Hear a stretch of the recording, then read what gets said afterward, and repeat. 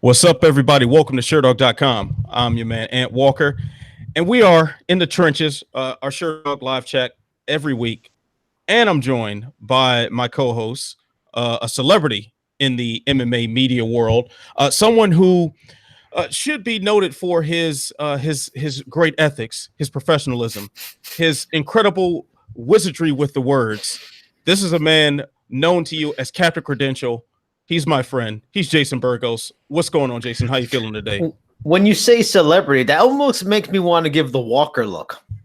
Oh, the skeptical look. Though I had some moments that I did feel pretty cool at the media day stuff yesterday, but I'm doing well. I'm ready to talk a lot of MMA stuff. We had some really good questions from you guys in the chat and the forum and stuff like that. Some really fun stuff. So I'm really ready to get into it and talk about MMA. It's never a dull week in MMA. Definitely not. There's always something going on, and this week is absolutely no exception. So first, before we start, I should apologize for the slight delay. I was stuck in traffic in perhaps the world's worst place for traffic, and that's LA. So yeah, great. LA traffic completely blows. That is a fact of life for me. All right, so we're gonna get off here with a question from the man Europe One himself, who gets the eternal kung fu bows for continually providing wonderful questions. So this one is no exception. He asks, are Cejudo's triumphs over Demetrius Johnson, TJ Dillashaw, and Marlon Moraes the best victory trio in MMA history? Is it truly the trifecta of awesome?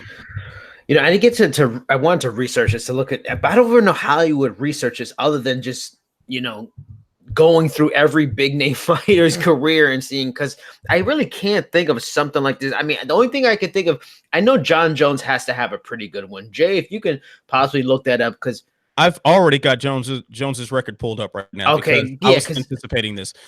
So that was also the same thing I did. I kind of thought of big name fighters and their 3 fight streaks that might have been particularly incredible. Yeah. And Jones was the first person that came to mind because he went through a slaughterhouse especially when he became champion. When he became champion. Big time. He really came through with a lot of big names added to his resume. Now, what kind of throws his off, because his could have been a lot better, except that there was that strange period where he fought Vitor Belfort and Chael Sonnen, and they were moving up from middleweight. It kind of dirties the waters a little bit, but still, let's my particularly standout streak in this was when he defeated Shogun. He defeated Rampage Jackson and then defeated Lyoto Machida back to back. Now, of course, if you want to skip past the win against Shogun, you can go Quentin Jackson, Lyoto Machida, and then Rashad Evans. So either one of those trios is really, really good. Yeah.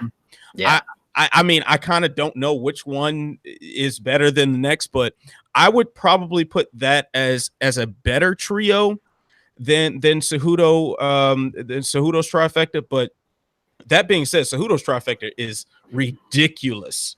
And then I think it's more ridiculous in context of looking at how we viewed each of those 3 opponents at the time of those fights. So, and I think I mentioned this a bit last week or the week before with DJ, historic title run that he put an end to. With TJ Dillashaw, we were talking about him as the greatest bantamweight of all time at a particular point in time. You saw what happened there. And then Marlon Moraes, a guy who a lot of us would have favored over TJ Dillashaw had that fight come to fruition. And I think you were of that camp. I know I was, where I kind of was thinking Moraes could be the guy to dethrone TJ Dillashaw, but didn't get the chance. So there it is, man. That's a great trifecta. Jay bringing up a good one on the chat. What did he say? Cormier, Gustafsson, and who else? Yeah, Rumble Johnson. Cormier beat Rumble Johnson, Gustafsson, and then Anderson Silva. And then now he's mentioning JDS had Shane Carwin, Cain Velasquez, and Frank Mir. But I mean, all of those are very good, and especially the I like that JDS one. But I would put Cejudo's above all 3 of them, including Jones, is just because. And if you make a case against it, I can understand. Just because if you go with Shogun, Rampage Lyoto or Rampage Lyoto Rashad, all those were top guys. All were champions in that division at one time. So all of them are definitely better and relevant than Marlon Moraes is, now in his division. Though still very good. He's never been a champion. But none of those guys are Demetrius Johnson. This guy ended the greatest championship streak in UFC and MMA history. And not like, he was on the decline. No, Demetrius Johnson just came off of flying armbar, whatever, takedown on Ray Borg, right? That was the fight. I mean, so he the was suplex to the armbar. Yeah, he was at like the peak of his powers. He was still the pound for pound best. So all those guys are good. Even all three different fighters in their trifectas, but none of them are Demetrius. And then, like you just said, TJ was looked at as maybe the best in the division ever. And then if you throw in the fact that it was a juiced TJ, he beat a juiced TJ. I mean, those two are just so mind-bogglingly great. And not even like, I think, Jones is good because I think he didn't finish Rashad. He finished Lyoto. He didn't finish Rampage, and he finished Shogun. So those are, to beat DJ is amazing. Then finish Moraes and TJ. I mean, it could just be, it's a more recent thing, but I actually like Cejudo just because I revere DJ so much and TJ so much that beating those two back to back is just amazing. Especially as questionable as the DJ win was. I still didn't think he won, but still unbelievable. All right, so in the chat, we have a comment from designated member who says DJ is one of the best ever. TJ, one of the best bantamweights ever. Marlon Moraes, a superb bantamweight. Jones doesn't compare. So I get that. I get the case for just about every great 3-fight streak you can put together. And I get a case against all of them too when you're stacking them up against each other. But either way, what we witnessed from Henry Cejudo last Saturday was marvelous, and there's no way around it.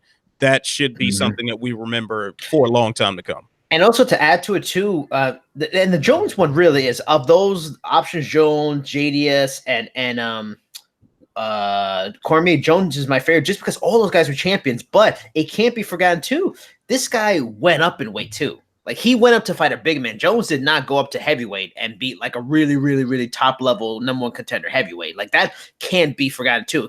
I mean, and honestly, he fought two men that are honestly bigger than him back to back. TJ was probably cutting himself down and hurting himself in a way, but still, he beat two of the very best bantamweights in the world. He's a flyweight champion. That's I think another reason why it's probably the best. Yeah, that's a very good point there. So I'm really happy with either whether it be Jones or Kane or whoever you put on these great 3-fight streaks. Cejudo's ranks up there with the best if it's not the best. So is he pound for pound? I saw a whole debate. He's not pound for pound. Is he your #1 pound for pound? The thing is, I would probably, and maybe I should have fought this a little harder when we had our email chain for the rankings that we do for Sherdog, because I think now our rankings say Jones at #1, Cormier #2, Cejudo 3, I think Khabib is 4. So I think Cejudo replaced Khabib as #3. See, the thing is, Cejudo deserves, if you make a case for him being the #1 pound for pound, I'm totally okay with that, because as I said before, pound for pound success is defined by someone winning a belt in both divisions. And I think that's something that sets him apart from most others. Amanda Nunes and Daniel Cormier currently in that crop. But like you said before, Daniel Cormier doesn't hold that belt anymore. So maybe he's slightly out of that conversation. I'm not mad at putting Cejudo at #2. And that's something in hindsight, I wish I kind of beat it on the table for that Cejudo should be #2 simply because he does currently hold those two belts. But the thing is, Jones at #1, it's hard to get around that simply because what he's done is just so ridiculous. The names that he's taken out, the way he's done it, the way he's like playing with his food almost, it's really marvelous to watch. I think Jones is one of those once in a lifetime sort of talents that you get. So I'm not mad at anything that has Cejudo in the top 3 at least like that. Anything other than that, I think you're talking to someone who's not quite putting it all together. And I did see some sort of pushback from a few comments about our ranking saying, well, oh, these rankings are bad, and Cejudo, like, I'm how low do you want to rank Cejudo after what he did? How low do you want to rank him? Are you going to rank Jones lower, or are you going to rank Cormier lower? Like, because I don't see a good answer to any of these questions. I really don't. What Cejudo did was fantastic, was historic, was incredible. You know, in the way he did it, and you can't really take anything away from what Cormier did. You could put an asterisk next to Jones, but as far as we know, as far as the evidence says, most of his wins were not under the influence. So it's hard to really discredit that either. We saw him make mincemeat out of everyone that they put in front of him. Now I want to throw something out at you, and to me, I feel like pound for pound is one of the more subjective rankings of all the rankings. And I think now, just maybe my personal opinion, maybe you agree. I feel that when it comes to the pound for pound debate, people put pound rankings in general, especially when you look at other divisions, are kind of a what have you done now for me. Like if you won 3 in a row and a guy's only won 1, you know, that's going to affect him. If a guy beat a great fighter and a guy beat 3 okay fighters, that's going to affect it. It's kind of what have you done now? Ranking should always be that. But pound for pound is the one that's always, because it's the best of the best, it becomes a resume thing. And I don't think that's why I think pound for pound is fun, because it's constantly changing. There's so much, it's always tumult and stuff like that. It's always changing. In boxing, we see it like Lomachenko a year or two ago was pound for pound. Crawford, maybe. Now it's Canelo. Canelo was before. Maybe Triple G. It's what have you done now? And loss is always effective. And I feel like what have you done now? Like when you stack up DJ, TJ, Moraes versus like Lewis and Stipe for Cormier, and I think who did he have before that? He had was it Ozdemir? Yes. Yeah, Ozdemir. And then you have like Anthony Smith, Gustafsson, and I'm not even sure what Jon Jones did before. They're like Cormier. Yes, was it Cormier? But how long ago was that? Was that like maybe 2 years ago now? Yeah, something like that. So I feel like it pound for pound should kind of be what you're doing right now, and I really am a believer Cejudo should be one, just because I think what he's doing now is better. If Jon Jones comes back and destroys Thiago Santos, you want to put him back, I get that, but man, if like in this moment, what's better than those three? I mean, TJ and he beat TJ Dillashaw and Marlon Rice at a different weight class in the same year. It's insane. That's not, and finished them both. Like what? Yeah, that and violent, ridiculous finishes too. Yeah, like highlight reel sort of finishes. What he did. So that's something to consider as well. But one thing that I will say is wrong with our rankings, and I know someone, I can't remember who it was, but someone in the email chain was frustrated with this, ranking DJ so low after the Cejudo loss. Where's he at now? Why do I want to say he's like 7 or 8, something like that? I think that must be like an anti-one championship kind of vibe, and maybe people just look at one in the weight classes and the differences and stuff like that. I mean, yeah, how could he have fallen so far when all he's done is fought once and won his fight since then? Right, and what did he do wrong? when you look at and especially looking at the loss to Henry Cejudo, which was a very closely contested, you know, a lot of debate over who should have gotten the judge's decision on that. That should strengthen his stock. If Cejudo's too, exactly that right there, and yeah, I don't really see how DJ dropped so low. I don't even think it's one championship bias. I think it's because he was fighting in a division that largely has not been cared about. And especially since he's left the UFC now, it's kind of like out of sight, out of mind.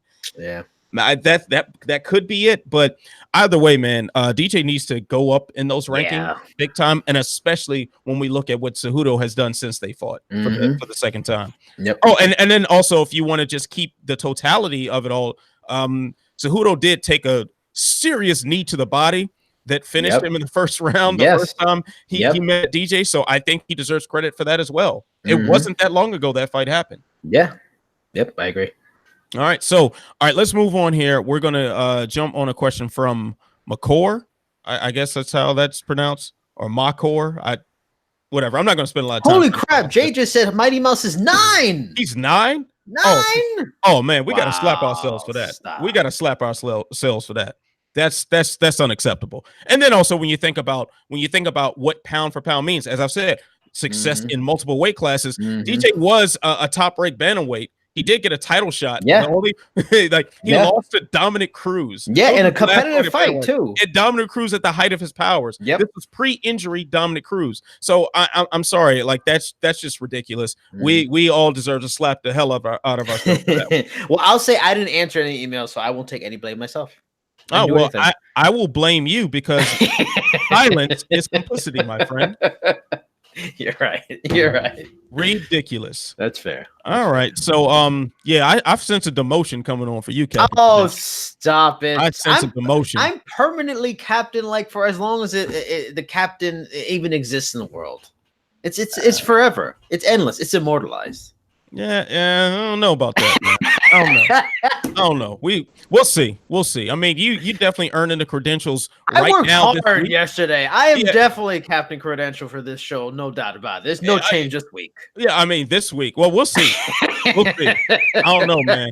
One championship got an event this coming up. Coming up this week in the middle of the night for us, right? Yeah, so I don't know. Just by default, you might get demoted just because one championship got a show going on. You just might get demoted. I'm gonna Hail Hydra in the morning. So what's it called? Like Quest for Credibility? Is that the name of it? Is that the name of it? I thought it was one championship Hail Hydra. Probably. Yeah. All right, Cadet. Let's move on. For this question from McCore. Why do elite veterans like Cowboy, Rafael dos Anjos, Anthony Pettis, among others, have such trouble on the feet against El Cucuy? Is it the unconventional style or is it the pace breaking their flow?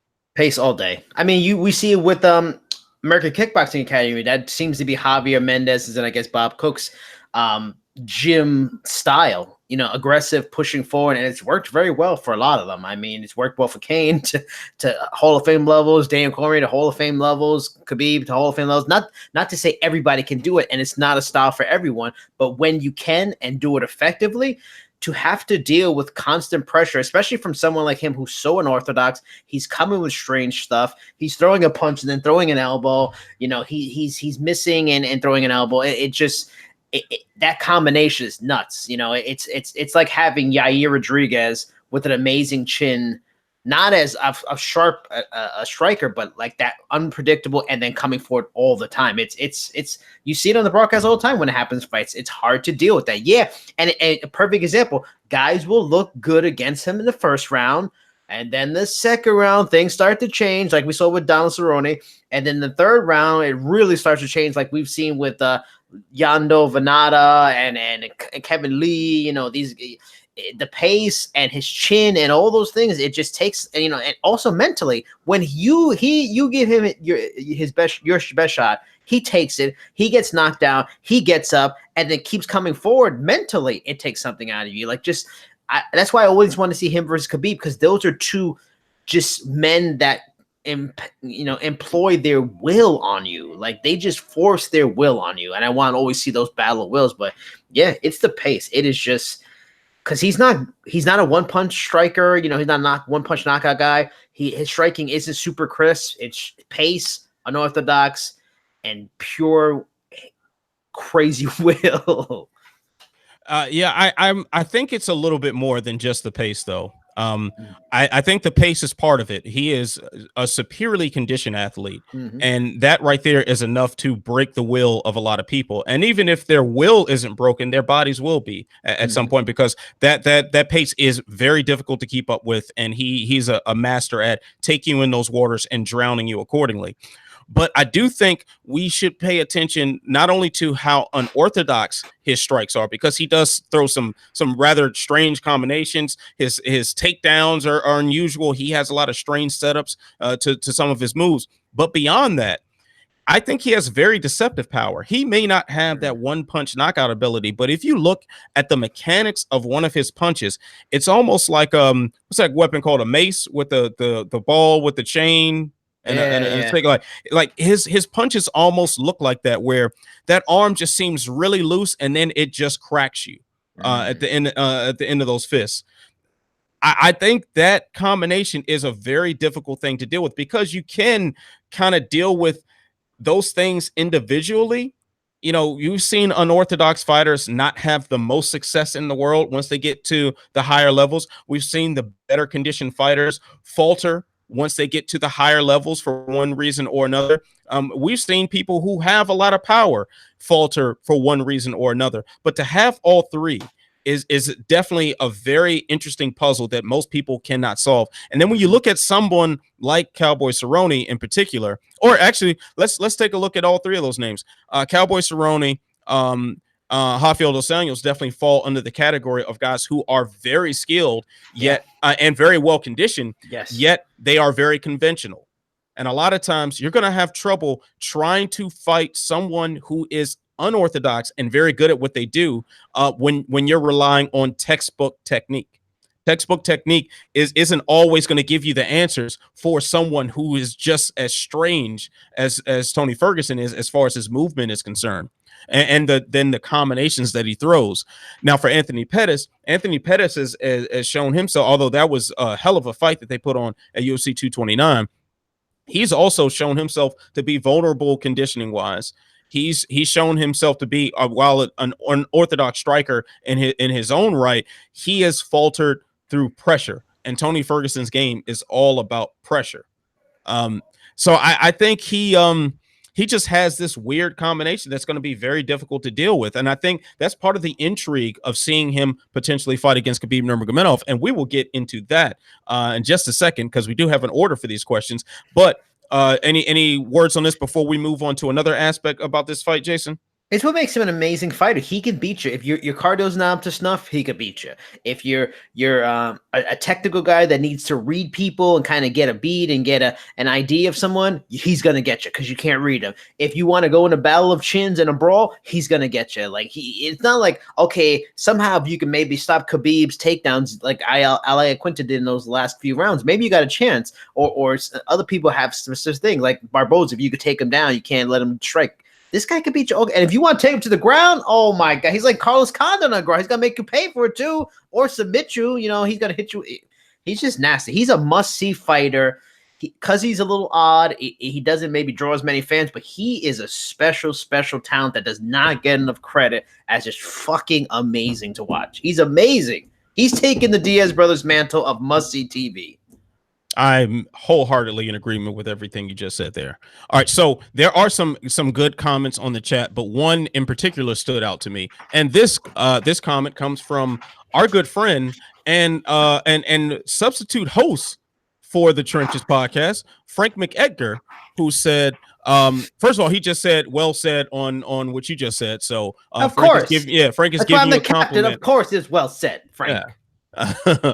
But he did say Tony has some big ass hands, and that is very, very true. Tony Ferguson does have huge hands. I've shaken his hand before, and like, yes, his hand just like swallowed my arm.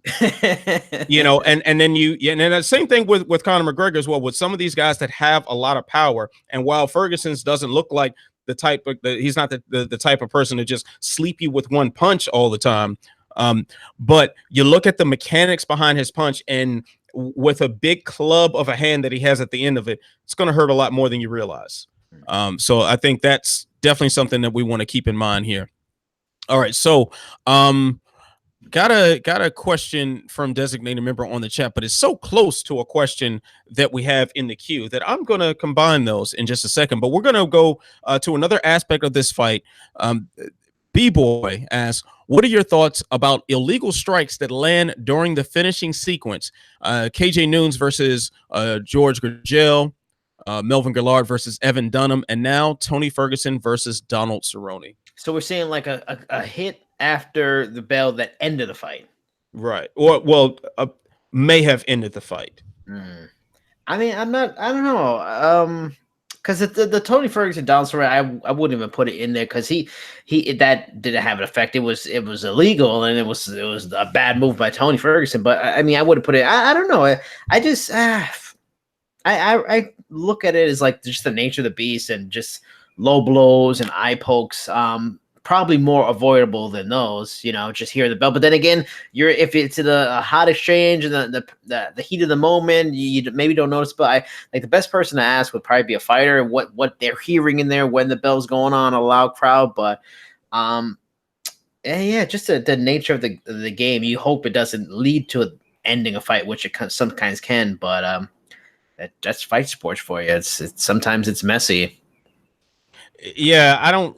It happens. It just happens sometimes, and I do think there are cases where it is ridiculous and egregious. Like the first thing that comes to mind is Michael Bisping kneeing Jorge Rivera in the head when he was clearly down. Like something like that comes to mind. But I think in this case with Ferguson and Cerrone, I don't think that was really that big of a deal necessarily, and I do think it was more the referee's fault than Ferguson's. When you see what the how loud that arena was, how much was going on, how heated that moment was, and for Dan Murgliata to be so far away from the fighters as the round comes to a close, you know, it should have been there to get in between them when that bell rung. So I can't blame the fighters in that scenario not hearing the bell necessarily, because it's the crowd noise. The corners are yelling. There's so much going on. And when we're watching it at home, those bells are mic'd up. You know, there's a separate soundtrack. And for people who aren't familiar with audio production, there's an individual track with its own volume setting for the bell in a lot of these cases. You know, so we're hearing it crystal clear, much more than you would sometimes even in the arena. So I've been press row for some fights and not heard the bell nearly as clearly as I would have on television. You know, and obviously I wasn't in there fighting. So I think that's something to keep in mind. At the end of the day, I don't think it was that big of a deal. I know that the argument was that I think Jay just put this in the chat too, that the punch landed right on Cerrone's nose, and then he blew his nose and his eye, you know, swole shut. But please correct me if I'm wrong, but I remember Cerrone looking like his nose was broken before. Yeah, for sure. I remember him twitching his face and touching his face and everything, and it looked like he already had broken his nose at that point. So, yeah, I'm sure a punch after the bell didn't help, but it wasn't what started the break that ended up causing the fight ending eye swole. I was more surprised that a guy that's had like near 50 fights didn't get a sense his nose was broken. I would think he's had to have had his nose broken before and did the biggest faux pas in like broken nose issues in a fight and blew his nose. Like, that's stunning that a guy who's had that much experience made that mistake. I can't believe that. Well, I'm not too surprised by that, because that is just a natural instinct. We were just talking about the pressure that Tony Ferguson puts on people. I know you and I were texting after the fight or whatever and agree, like, man, Ferguson was running away with that fight. Yeah. Oh yeah. It would have got worse. Imagine what Donald Cerrone is thinking when he's got this guy who doesn't stop, who's just relentlessly in his face and is tagging him to all hell. He's got his, you know, and not even necessarily thinking, oh, my nose is broken, but I can't breathe right now. I need to breathe. And the first instinct when you can't breathe out of your nose is to try to clear the airway. But doesn't even the corner say to him, like, don't blow your nose? Yeah, I from what I understand, they did, but still, you know, yeah, the corner says that, but they're not in there fighting. So many fighters have that issue and then don't do it. Like, I still think it was a bonehead move by him. Like, you know, it's definitely not the right thing to do. It definitely was a mistake. But at the same time, I don't think he should be crucified for that mistake. Crucify him. It's yeah, I'm sure. I'm sure. Yep, there it is, cadet credential in his glory. But let's be real about this, man. With all that going on, with such a monster in front of you who is beating you down, and then you can't breathe, and you got another 5 minutes to face him. Hey, he just wanted to breathe. You know, that's it. It is very easy for us from the comfort of our seats at home to say, oh man, he shouldn't have done that. Hey, maybe he shouldn't have, but you, I, myself, everyone on the chat, everyone watching and listening now would have done it in that situation. But that's like, you know, I don't know. Like, it's there's so many things that happen in fight sports that they should know better. And yeah, it's in the heat of the moment, but there's so many guys that are professionals that do it and have, I don't know. Yeah, but a lot of times it comes down to instinct. It comes down to just your natural reactions. Think about when Buster Douglas knocked out Mike Tyson. Tyson could have beaten that 10 count if he wasn't trying to play with his mouthpiece. Yeah. But he wasn't all the way there. Yeah. You know, a lot of things happen like that. And if I think about how many times we've seen a guy get knocked out and then double leg the ref. You know, at that point, your regular conscious decision making is gone. So in that scenario, a man without his full, you know, functioning intellect, because he's in this war of attrition, can't breathe. Hey, it's going to clear that airway just off instinct, and it happens. Yeah, in the chat, Jay also mentioned Eddie Alvarez did the same thing in his fight with Donald Cerrone, which is fascinating. That's more reason Donald Cerrone should have not known to do it. If only he had Jason Burgos' wealth of knowledge in that moment. He would be champion by now if he had that, I tell you. Well, Cowboy, you got a new cornerman. Cornerman credential is now here. That final head shake. Oh, yes. Trash. All right, so we got a good question from the homie / Judas of Sherdog, Cole Shelton, in the chat. I like how this gag continues. The gag will continue. Yes, so we're gonna table that one because we're gonna keep going on this Ferguson Cerrone train. And here we go. A question from Kung Fu Z, who says, "Who do you want to see face Khabib next, Ferguson or the McGregor rematch?" Oh my God, I can't believe it. Would the Khabib camp turn down the McGregor money and maybe risk losing it if he gets another fight and gets smoked to possibly have Ferguson fight canceled for the 5th time? Jason, what say you? I guess a great way to answer would be to say, let me see the Khabib Poirier fight first. Because if that fight puts up good numbers, clearly Khabib is a star on his own.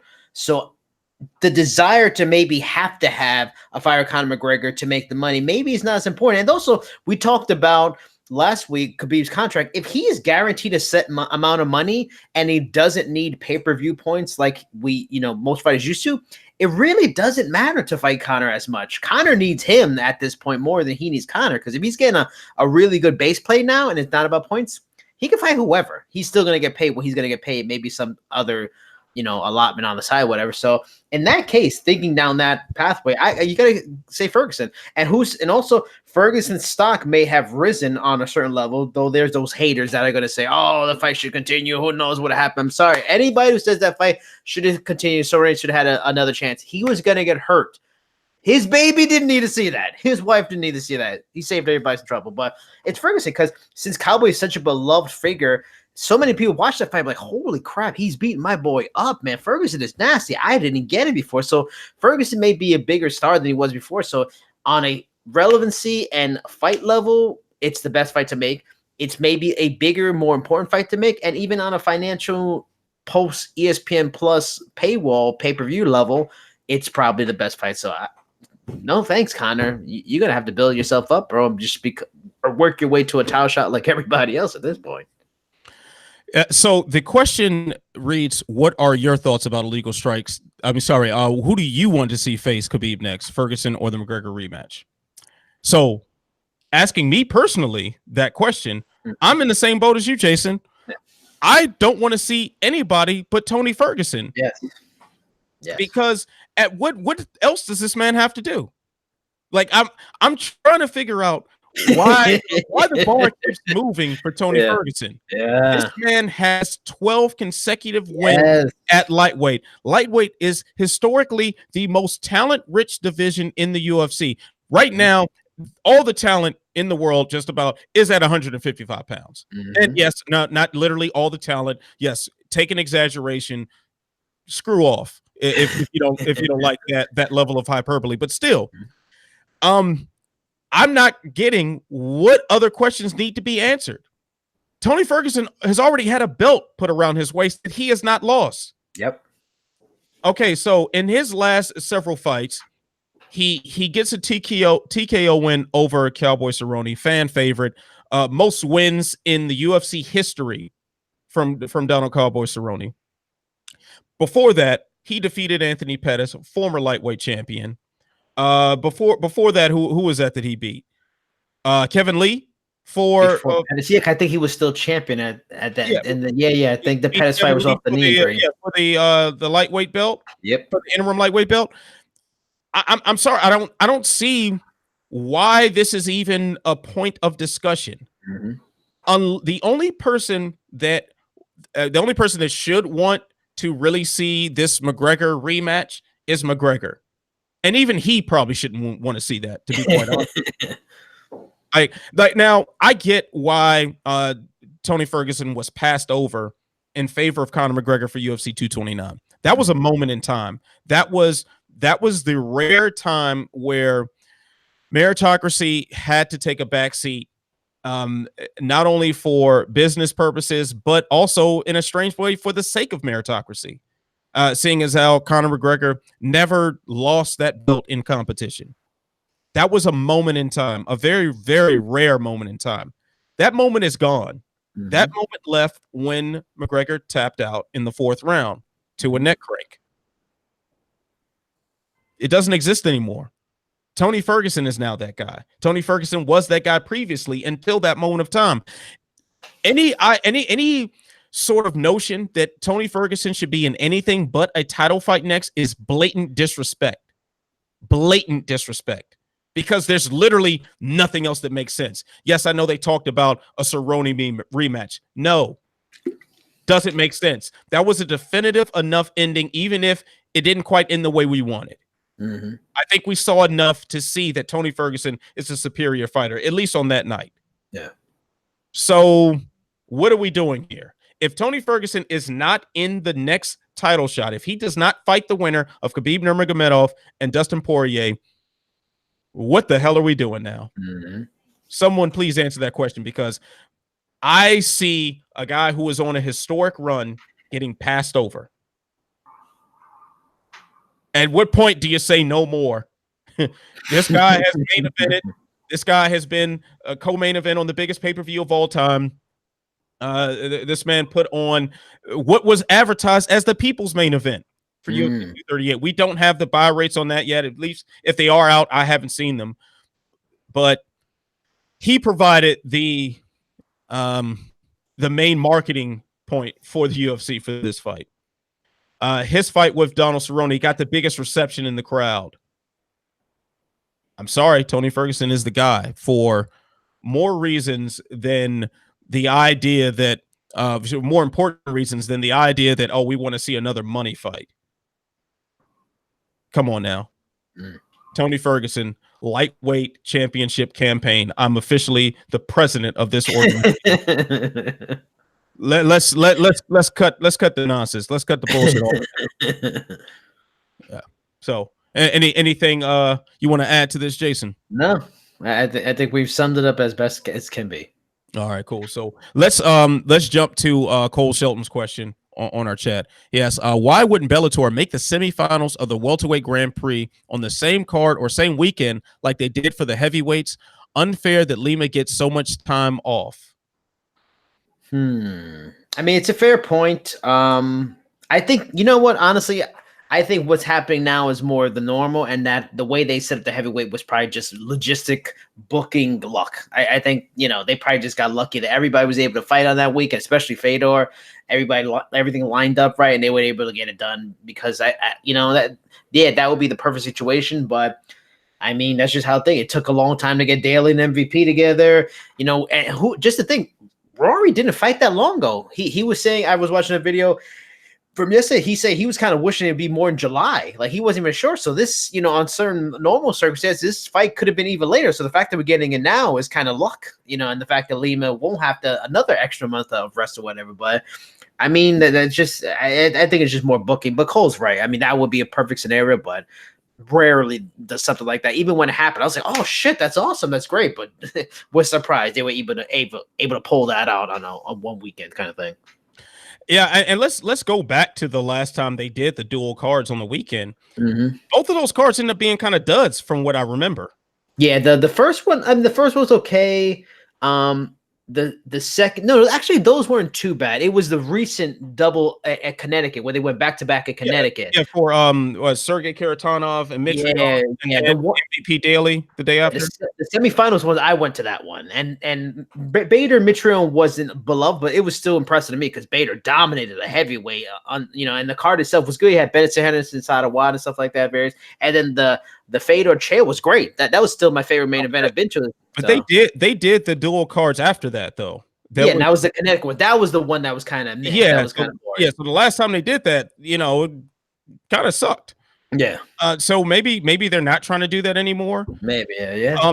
But then also too, the scheduling of this welterweight Grand Prix has really not been good. It hasn't made a lot of sense to schedule Rory McDonald in a middleweight title fight just weeks before the start of this Grand Prix. Did not make any sense.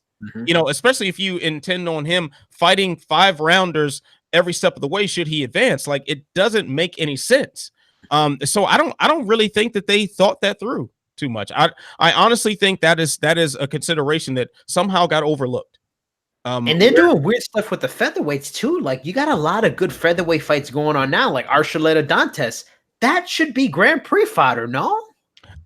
Exactly. Aaron Pico should not be fighting a guy that's 12-0 right now. Yeah, or Sanchez and Georgie Karahanyan. That would have been another good Grand Prix fight. I don't know what they're doing. Yeah, so I honestly don't think there's much rhyme or reason to what's going on with this welterweight Grand Prix, as I don't think there's a lot of rhyme and reason to what goes on to some of their other matchmaking and scheduling. It's just what available names there are and what can we put together, what venues are open, and everything else is just kind of secondary. At least that's from what I'm seeing right now, especially when you've got the title fight between Horiguchi and Caldwell, a rematch that a lot of people are anticipating, and that is opening up the main card. Yeah, I was surprised about that. It's like, even Coker's explanation. I know you were part of that scrum where he said it, but Coker's explanation made no sense to me. Yeah, and his explanation is almost like in wrestling booking, like, oh, you have maybe a championship fight that's exciting to get the crowd going at the beginning of the show. But I mean, this is not that kind. This isn't like some overall storytelling, narrative you're doing on a show like a wrestling show. This is a fight show, so the best fights should be at the top, and that's one of the best fights. And maybe, honestly, I won't lie, I am excited to watch that fight, but the first fight wasn't that exciting. Maybe be different, but maybe they saw the first fight and they were like, maybe we should put this more earlier than maybe later. It's possibly that too. Yeah, who knows what's going on there? But I think the welterweight Grand Prix scheduling is part of the mishaps or oversights or whatever of Bellator in general. I think that's kind of what's going on there. So, oh well. All right, so let's move on here. Frank McEgger with a very nice comment in the chat. He says, "Hey, Ant, are you on a health kick? You're looking fresh these days." Thank you, Frank. I'm actually not on a health kick. I've been so unhealthy the past couple of months. I've eaten so much junk food. I've not taken very good care of myself from a physical standpoint. My workouts have slowed to a crawl. It has been grade A pathetic behavior physically for myself. But thank you. Maybe it's because I just shaped up my beard a little bit. Maybe that's it. I don't know. But thank you. I appreciate it, my brother. Appreciate that. Oh man, Luke. Frank McEgger gunning for that co-host spot. I see you. Jason, you're out. Jason, you're out. He should be Frank Brown Nose. Frank Kiss Ass. Oh yeah. Credential sideline. On the sidelines, Captain Credential. Frank McEgger will be hosting the show with me next week. All right. So let's move on from here. And this is a question where I think Jason, this is something you've really been wanting to talk about. I mean, you texted me instantly when you heard this, and you were just so excited. It was all emojis with the hearts in the eyes, and yeah, you lost your mind at this announcement here. This question is from MBFFM. I don't even want to know what those initials stand for. Yeah, no. It says Bieber versus Cruz. Who will win? Will Tom Cruise's contract delete itself after he accepts it? Will Justin Bieber use his own walkout song? Jason, please inform the people. What do you think?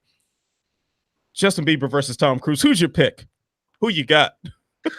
Oh God! The crazy thing to me is why. When I think somebody said the age, Cruz is 56. Why are you calling him a 56-year-old man? Like, how much of a punk ass are you that you're calling a 56-year-old man? What's Bieber? Probably like maybe 30. I don't know. He's gotta be 20 something, man. He's gotta be like 24 or something like that. Maybe you call him a 56-year-old man who, honestly, I think Cruz might take him. Cruz is one of the. He's powered by Scientology. That's a whole kind of another witchcraft I don't want to know about. And self-help Yeah, man. Those to guys. look how he looks and to do. I watched every Mission Impossible. I love that series. That guy's in good shape for 56. He's not your normal 56. That guy is just something else, some sort of alchemy that's keeping him youthful. Some witchcraft devilry. I think he would take Mr. Bieber. I just don't think Justin Bieber is that tough anyway. But it's just so stupid. This is the era of who's that guy, that dumbass like C-D level celebrity that had that boxing fight. Oh, Logan Paul. Is that this is the post Logan Paul era. On the I saw that too. Yeah, what a joke. What a joke. I just like Justin Gaethje's comment the best. What did he say? He said, "I'll fight both of you." Oh, actually, I did see that. Yeah, fight them both at the same time. I'd rather see that. I'd love to see that. Actually, that would be very entertaining. Under the McGregor Sports and Entertainment brand, I guess. Oh, okay, so I think Tom Cruise used to wrestle or something in high school. Really? So there's that. Yeah. Wow. There's that. Whatever that means now. High school, like 50 years ago or something. And Justin Bieber, I know his dad at least was an MMA fighter. Really? Yeah, and I know he was part of Mayweather's entourage, so I'm sure that he's done some time in a boxing gym. That being said, neither one of you guys are winning a real fight. Okay, let's just knock that all the way off. No, it's not happening there, bro. And one thing that I do find this funny that we're even talking about this, but it does sometimes become a source of irritation that our sport has attracted such a large amount of fools and Yep. Now, as far as Cruz's contract deleting itself after he accepts it, he will only accept it if they agree to like his Scientology terms, like his cornermen have to be Scientologists or whatever else. Yeah, so let's not even get started with that group of charlatans. and will Justin Bieber use his own walkout song? If he did, I wouldn't know. I can't name a single Justin Bieber song. I can't, except there's one song that I know he did with Drake that I like, and I don't know the name of that song, but it sounds cool. It's got a nice beat. So he could walk out with any song of his other than that one, and I wouldn't recognize it as his song. And quite frankly, I forget what the guy looks like. He could walk in this apartment right now, and after I kick his ass, I'll ask him, "Who are you, sir?" And he'll say, "Justin Bieber." And I'll say, "Yeah, sorry, I didn't mean to kick your ass. Should have not." So there's that. Frank McEgger proposing Ronaldo versus LeBron. What do you think about that? I think LeBron would kill him. LeBron's huge. He's a physical specimen. I think LeBron would kill that man. Agreed. LeBron grew up in the hood too, man. Exactly. Yeah. Although, where's Ronaldo from? Where is he from? Where is he from? Like Portugal? Maybe is he Portuguese? He's something like that. Okay. Yeah. He probably ain't do the hood time. No, LeBron got that. No. LeBron got that easy. He was smooth. I'd say a 1-2 piece. It's a wrap, son. Yeah. Okay, so all right, our poll question for the week was: is co-promotion the best way for other organizations to rival the UFC? Oh my God, designated member said Naldo is from Brazil, so he said, he's a BJJ black belt. Plays for Portugal, born in Brazil. Oh, maybe. Oh, you know what? Yeah, Ronaldo might take that one, man. He might take it to the ground. So LeBron's getting tapped out. But anyway. Back to the poll question: is co-promotion the best way? No, he's not. He's from Portugal. You're wrong. I just looked it up. Cristiano Ronaldo, Portugal. Wrong. Who said that? That was designated member. Designated member. Get the fuck out. Oh, don't talk to him like that. We've already given him his kung fu bout for the week. All right. So all right. So once again, I'm gonna ask this question again, Jason. Is co-promotion the best way for other organizations to rival the UFC? Can you please read down the percentage breakdowns of the answers on the forum? I will also add, Jay just said Ronaldo born and raised Portugal. Damn it, designated member. Shit. All right. Back to the results. 50% said yes, it's the best chance organizations have of taking on the UFC. 39%, to my chagrin, said no, one has to rise up among the rest. One, no pun intended. And then 11% said no, because One FC is already number one. It is not One FC. It's One Championship, Jay. I like how you did that, Jay. I think you did that on purpose, and that wasn't oversight. Bad, Jay. Bad. Very good, Jay. Very, very good. All right, man. So let's talk about it, man. So do you think that co-promotion is the best way to compete with the UFC? I guess it matters on Jay just said he did that on purpose. Well played, Jay, you son of a bitch. I guess it matters on the position you're in. For Rizin, it makes a ton of sense. You know, they kind of need something to help them in various ways, give them a little boost, give them a little extra tension. So them working with Bellator to help bring each other up makes a lot of sense. You know, maybe one championship, they're doing so well, they kind of seem like they're going upwards and getting all these free agents, you know, the open offices. So maybe they see they're the power one area, UFC's the power one now. They just want to move that the way, sort of like Pride. So I guess it don't matter. Bellator, I think it is smart also because Bellator's in a weird spot where they're the clear number 2. So they need to do everything they can to garner attention, like at the media day yesterday, which was very busy. A lot of notable names were there. Garner that attention from any way. And usually on something like that, it's about getting talent. And since there's so many good promotions all over the world, there's not as many good free agent talent. And when there are, there's bigger names out there and promotions to try to scoop them up. I mean, 4 years ago, Bellator probably would have got Eddie Alvarez and Demetrius Johnson or Sage Northcutt. Now you got one in there scooping up people. So, for them, it makes sense. Getting talent from Rizin, making this a great card with Horiguchi and stuff like that. So it all matters on your particular perspective. But for Bellator and Rizin specifically, yes, I think co-promotion is their best chance to compete with UFC. I'm gonna defer to something that the distinguished designated member did put on the chat, and this is kind of my thoughts on this. He asked, aren't all promotions just trying to survive at this stage? Like, is competing even the question? And I think that's kind of the right way to view this. You look at every promotion that decided that they were going to, and I say post Pride, that decided that they were going to overthrow the UFC. You know, we had Elite XC try to make their bid, they failed. We had Affliction try to make their bid, they failed. Strikeforce, just when they were starting to get accepted as a top tier promotion, you know, the UFC bought them out. So at this point, it's about just existing. It's about long-term stability. We've seen so many promotions come and go. That co-promotion just might be the way for these organizations to survive, and also a great way to share talent, because let's face it, the UFC has a stronghold on the majority of the top level in every division. So with those few guys that are outside of the UFC and are top tier fighters, it'll be nice if Rizin can pass one over to Bellator sometimes and get one back in return. It'd be nice to pair them up with, you know, some of the best guys out of KSW. It would be nice to do some of these things for one to put on a show alongside Rizin. It would be nice to see this because it would be a way to consolidate that talent and also keep all of these promotions afloat. And they can all work in with each other. But in my conversation with the KSW co-founder Martin Lewandowski, you know, he said like they tried to co-promote with Bellator and the talks just sounded good initially, but just didn't quite come to fruition because then you gotta share your guys, and you know, and maybe they don't feel like they're getting the most for this, and so these little complications happen. Now it's good to see Bellator doing that with Rizin. We saw when Scott Coker was in charge of Strikeforce, how they kind of exchanged talent with Dream sometimes. Yeah, and Elite XC and them did like a co-promoter show as well.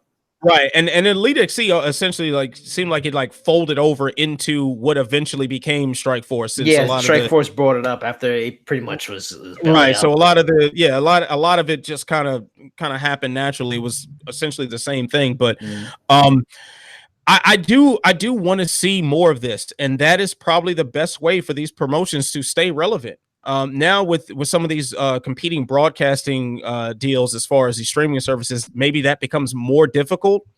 Maybe DAZN having a property there is not willing to co-promote with a brand that chose to be broadcast on Fight TV. maybe that's possible. Maybe that'll be the hang up. But I think for surviving, for just living in a climate that's dominated by the UFC, it's probably the best way to go. Best way to consolidate a lot of that talent. Yeah, all right. I agree. All right. So we're going to got another little comment here on the chat about this. There are three kinds of promotions: those who barely make money, Bellator and Rizin; those with wealthy benefactors who don't mind burning money, ACA and One; and those who make money, KSW, due to freak show fights. So yeah, good that's fair. comment there. Yeah, I think it's a fair assessment of how the money situation probably breaks down for a lot of these promotions.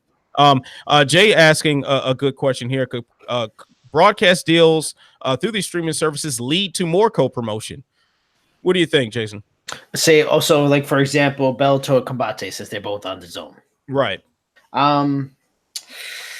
I mean, DAZN would be the only way that probably happens, because I can see DAZN being that thing, like as time continues to go on, and being like that preeminent source for combat sports. If they got Combate, if they got Bellator, maybe they have KSW too, right? Yeah, they do. Yeah, so they got KSW. So maybe that's how the KSW and Bellator even early negotiations even started, because they are both on DAZN. So, because that's the thing, we've seen it. We're, especially not as much as I used to be, but we're been boxing fans for a long time. We've seen how many fights fell apart because the fighters were on different, TV sources and TV networks, and they couldn't agree. Because if the TV networks can't agree, forget about it. The fight's never gonna happen. Then you can't even get to the fighter negotiation part of things. So, I guess if the zone added more, that would be a great way for things like that to happen. And hopefully that happens. Maybe KSW and Bellator after this, maybe they get back to something. Maybe Rizin ends up on the zone or something like that, and that even builds an even stronger relationship, with the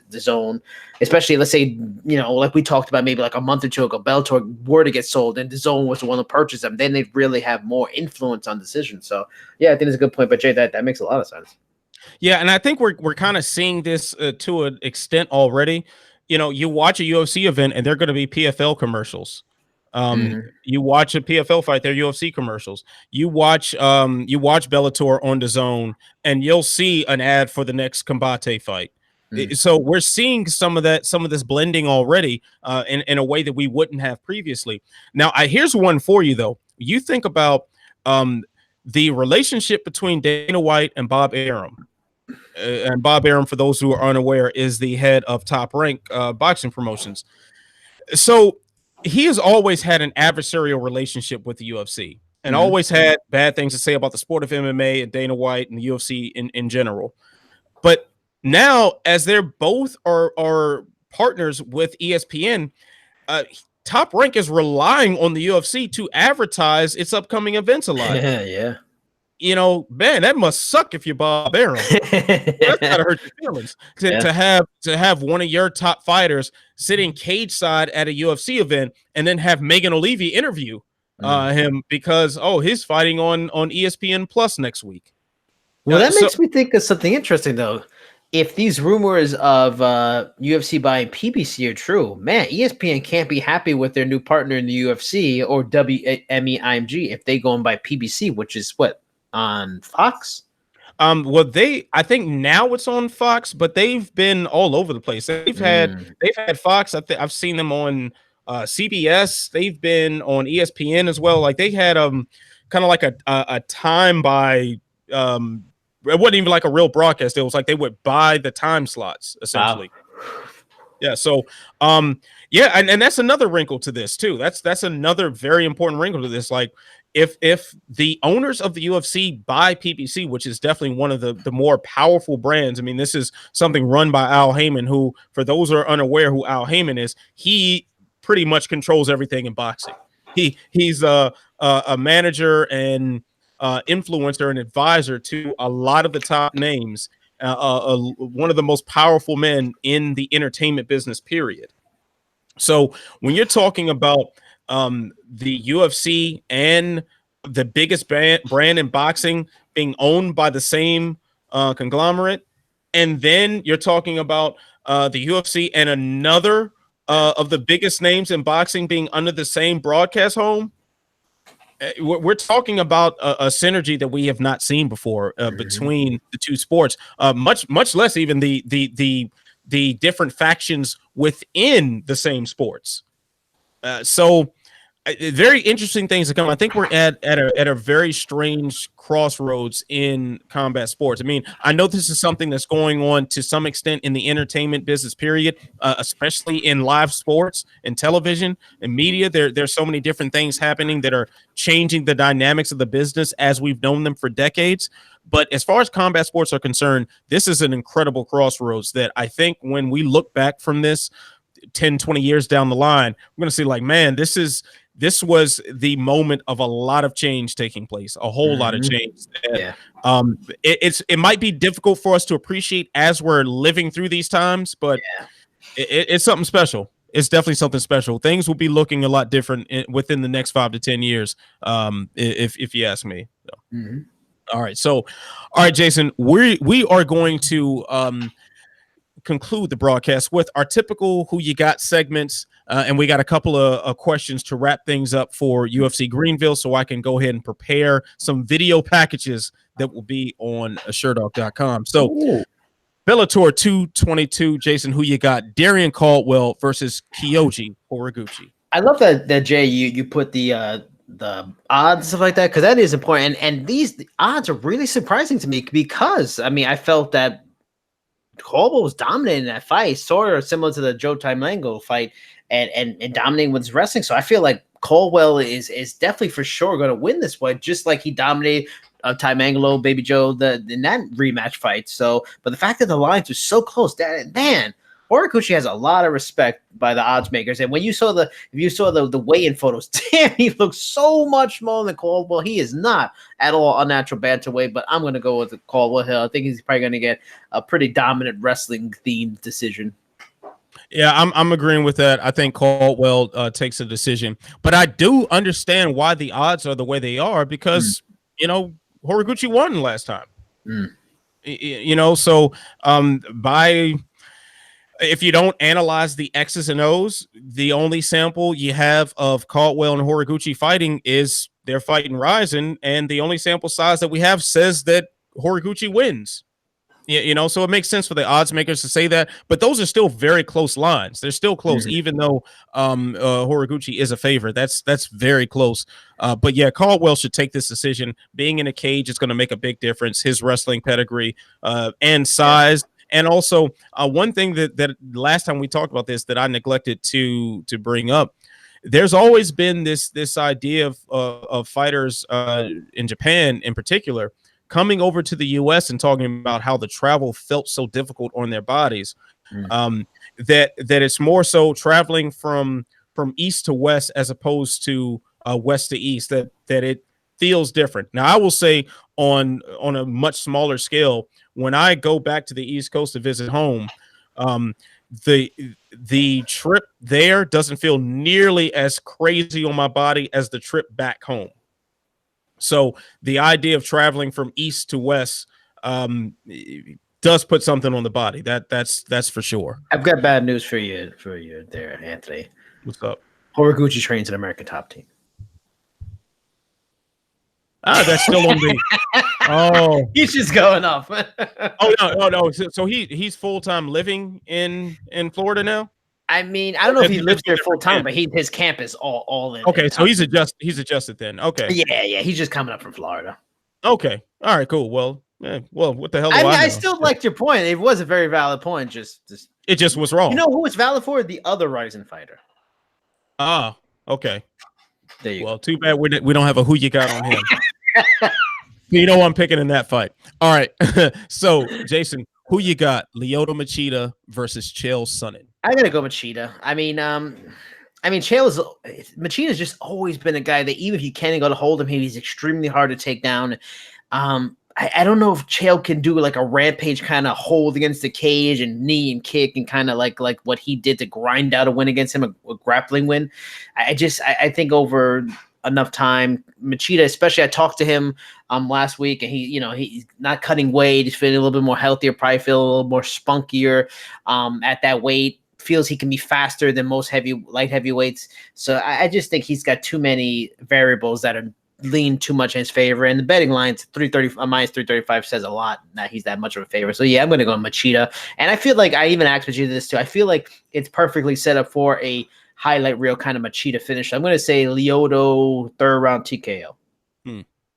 Well, I'm going to have to disagree with you there. Oh, wouldn't be the first time.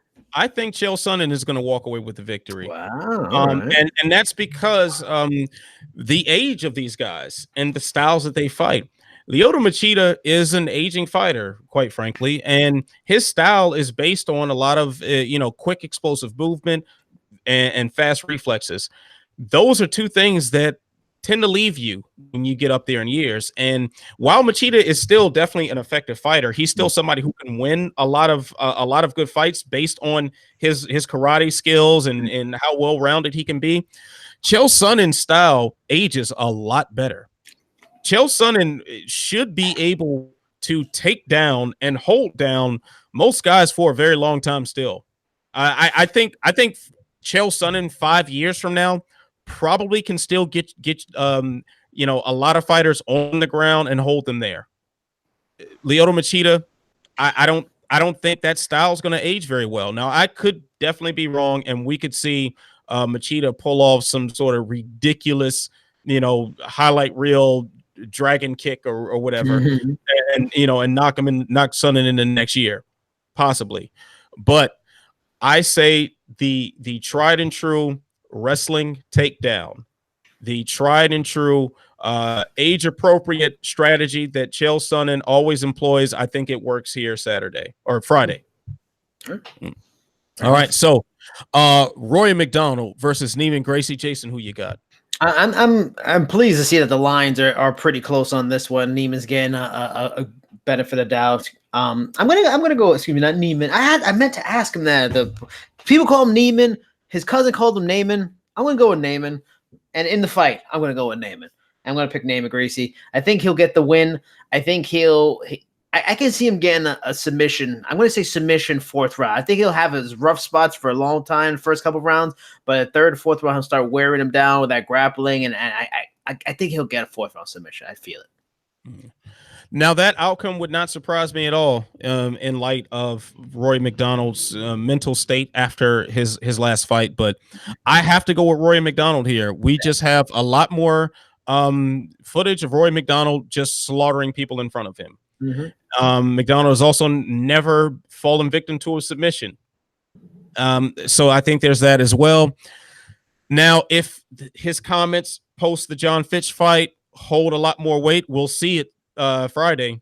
We'll see it tomorrow. We'll see what exactly is going through his head and when that bell rings. But where I'm sitting right now, I'm going to trust Roy McDonald to still be the psychopath that we know him to be. Roy McDonald, I think he at least wins a decision here. Sure. All right.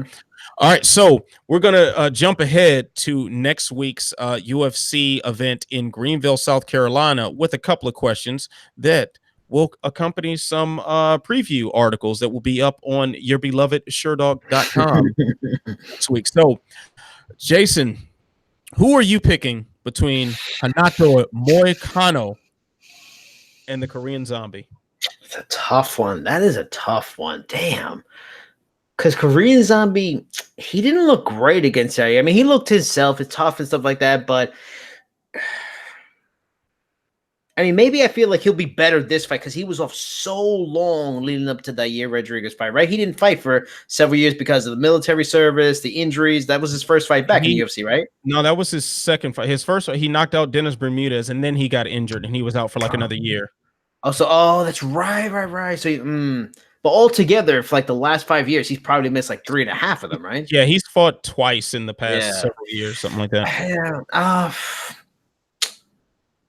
Damn, Moicano's he's wild, but he's got good striking, good grappling, more well-rounded. But Korean Zombie's he's good on the ground too. I'm gonna go Zombie. I think he'll get back on his winning ways. I think he's still of a high level. I just feel like the Yair Rodriguez probably was a tougher matchup just for his style with Yair's length, his unorthodox kind of kicks that can come out at different angles. I'm gonna go with Korean Zombie here.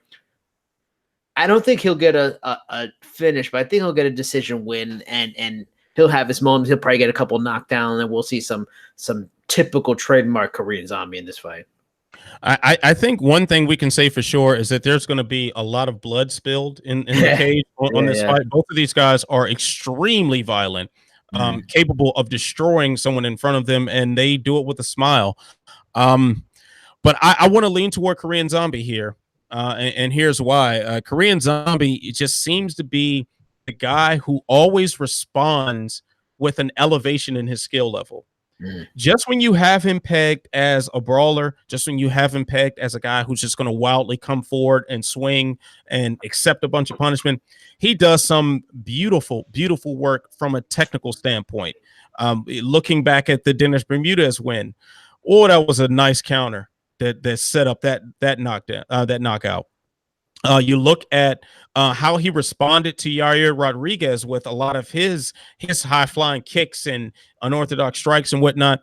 He responded to those very well. I mean, granted, he did get knocked out, but that was it. Had that elbow not landed, and let's remember how wild and crazy that elbow was, and how just insane the idea of elbowing someone up behind you is, and that being a fight ender that happened in the very last second of the fight. Had that elbow not landed, Korean Zombie would have had a comfortable decision win. Man, I've got to say Korean Zombie here. I mean, I even think back to the Dustin Poirier fight, where we got a Darce choke and stuff, when we just like, man, he's in the twister, like his submission prowess. Korean Zombie is so underrated as a technical fighter that it is very difficult for me to pick against him unless you're talking about the absolute best of the best of the best. And while Hanato Moicano might be that, I'm not quite sure yet. I like Korean Zombie to win this. Should be an entertaining fight either way. All right. So next question about UFC Greenville. Is John Lineker, mixed martial arts, hardest pound for pound puncher? If not, who is? I mean, I get it too, because he's a hard puncher at a weight class you don't see a lot of it. But that said, it's hard for me to overlook Ngannou or Derek Lewis. I know they're heavyweights, so they have a penchant for hitting harder, but those dudes are one hitter quitters. Like they are one hit and you are down and done. I mean, I think I'd even maybe put maybe a Gaethje up there too. Like he's a serious hitter too. Yeah, for me, I gotta go Lewis and Ngannou. Their power is scary. Like they're the kind of guys when they throw a big shot, the crowd kind of oohs and ahs, and it doesn't have to be some spinning shit. It's just a violent overhand or fucking haymaker. Like, whoa, if this just moved, whoa, because they could have killed him if that would have hit, So I'm gonna go with those. But Lineker is definitely up there, especially for his size. That tank of a man, Jessica Andrade, because they're like the male-female twins of each other, like similar style, kind of style, that the stance, the way they throw. Like Andrade, she's a heavy hitter too. Yeah, that Andrade is one person that I didn't think of. And when we were talking about pound for pound, the smaller guys who have that ridiculous power, definitely take note here. Frank McEgor nominating Tyron Woodley in this category. Yeah, not a bad option at all. Yeah. Of course, I mean, granted, they are heavyweights, but Derek Lewis and Francis Ngannou need to be mentioned in this because Jesus Christ, do you want to get touched by one of those fists? I think not. Man, but John Lineker, is he pound for pound the best? I don't. I'll throw out another name, Douglas Lima. Man. Douglas Lima show how hard he hits. Yeah. Doug Lima does hit hard too, man. Yeah. He put Koreshkov to sleep too. Yeah. Oh man, but I don't even want to answer this question, man. I'm just gonna say, I don't want to get hit by any of these guys. I don't want either one of them to ball their fist up and aim it in my direction anywhere near me, please. I'm scared. I apologize if I've slighted any of you in any way, shape, or form. I sincerely apologize. But when you're talking about the lower weight class fighters, John Lineker needs to at least be in the conversation. Because I'm trying to think of other like one hit quit sort of not a lot. That small. Lawler used to be one of those guys, but he's not so much anymore. Yeah. but even still, he's a welterweight. You're talking about Rumble used to be that. Rumble was nasty. That was the Rumble, guy. yeah. Rumble might all time take it. Rumble might be the all time heaviest hitter in the history of mixed martial arts. And then the H-bomb, but that's another one that's up there, old school. The H-bomb too, and that's something that's, I mean, like Rumble, the H-bomb has translated different weight classes as well, going back to our pound for pound discussions. Took out Fedor. That's crazy. Did take out Fedor. Like, he took out a heavyweight with those shots. Yes. Rumble Johnson broke Andre Arlovsky's jaw as well. So Jesus. Crazy. So either way, I'm just gonna paraphrase a particularly angry bald man that we are familiar with. Do you want to be a fucking fighter? No. Yeah. Hard pass. Okay. So which UFC Greenville fighter has the best nickname? Shout out to Jamaica's rude boy, Randy Brown. Yeah, that one, that's a good one. I like that one, but that's not my favorite. I was going through the various ones. There's of course Korean Zombie is fantastic. Let me see here. This was one of my favorites. Ashley Yoder, Spider Monkey. Big fan of that one. Manzo from Alessio De Chirico. That's a solid one. KGB. That's fun. That's cool. My favorite. Well, is it Angel of Death? No. Mine is Violent Bob Ross. Yeah. There's another one. Where is it? Let me see. Ariane Lipsky, Queen of Violence. That's a good one too. Queen of Violence is dope. Queen of Violence is real dope. But Violent Bob Ross, I mean, Bob Ross is like, it seems like the nicest, meekest person, and all he wants to do is you just calm down and just paint the clouds. That's all he wants. Mm-hmm. But this man, Luis Pena, decided to sully this name with blood and force his own violent, aggressive, just brutality on it with such a plain, straightforward, Violent Bob Ross name. I like it. That's the best nickname on this card. Rude Boy is dope. But I think Rude Boy is one of those things where unless you grew up around some Jamaican dudes, you just can't appreciate it. Yeah. I know you being a New York native, you've heard that term a million times. Oh, yeah. So you Rude know, Boy Bummerclot, that's just, those are always around there. Yeah, you probably walk down the street and just hear that all the time. Oh, Rude Boy especially, just definitely Rude Boy Burgos all the time. Yeah, Rude Boy Burgos out there just beating the streets. Yeah, we heard about how you get down. We heard about that. I got another one for you, and this almost fits perfect for you for what you'll be doing. Andre Ewell, Mr. Highlight. You'll be doing that shortly. Mr. Highlight, actually, he in the interview, it probably go live tomorrow. He actually has now changed his nickname. He doesn't want to be known as Mr. Highlight anymore. What? Yes, he doesn't. Wow. Well, yeah, so because I did like that name, but no, he his nickname is Day, Daii. Wow, that's whack. Yeah. It's more about his actual name, like his non-American name. We'll just put it that way. So yeah, I like Mr. Highlight, but yes, he is all about Day now, and I gotta respect his wishes. So Day, yeah. But Violent Bob Ross is the best nickname on the card. Spider Monkey is way better. Yes, Spider Monkey is okay. It's okay. Come on, who wants to fight a Spider Monkey? Ooh, no, I don't want another Spider Monkey. I don't want to see a Spider Monkey. I'm surprised you're like handsome. Well, I for a second I thought I was fighting on the card. I should have known because it would have said sexy. But anyway, the crowd ain't feeling that one. The crowd's not feeling that. Okay. Oh, it's a tough audience. All right. Okay, so that will do it for this episode of The Trenches. Let's thank everyone in the chat for your participation. Yep. Mm-hmm. Frank McGregor asking, is Usman versus Colby a done deal yet? I don't think so. I think Usman's still recovering from injuries. So yeah, that one question that stood out to me for some reason. But anyway, definitely want to thank you guys for participating on the chat. Thank you everyone who's watching, everyone who's listening.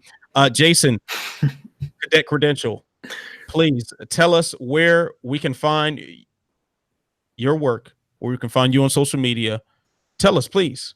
We must know these things. It's not gonna. It's Captain if you're nasty. But I'd also like to add that Jay put in the chat. Ngannou has Ford escorts for hands. Well played, Jay. Well played. I would have went more with maybe like a pickup Ford. What's that? What's a RAV4? What's that big, real Like crazy pickup truck? Yes. Is that the one that was on 24? They just kept showing Jack Bauer like going in reverse, and the reverse camera kept coming on. Probably, yeah. But all right, back to me. Ton of stuff on Sherdog right now. I was at the Bellator Media Day. Quite an experience. Very odd experience. I'm sure you've dealt with this, Anthony. I mean, I did went to workouts. That's normal. Watching people just work out, take a video, whatever. But then the media day, when you're just kind of mulling around with the other journalists, just waiting, and then the fighters start slowly dripping, sprinkle. They come in for time here and there. Then people pick spots. And my first media day was odd. I enjoyed it, but I've never encountered anything like that. Like you have to, jump at opportunities, and it's almost like a it's a large free for all.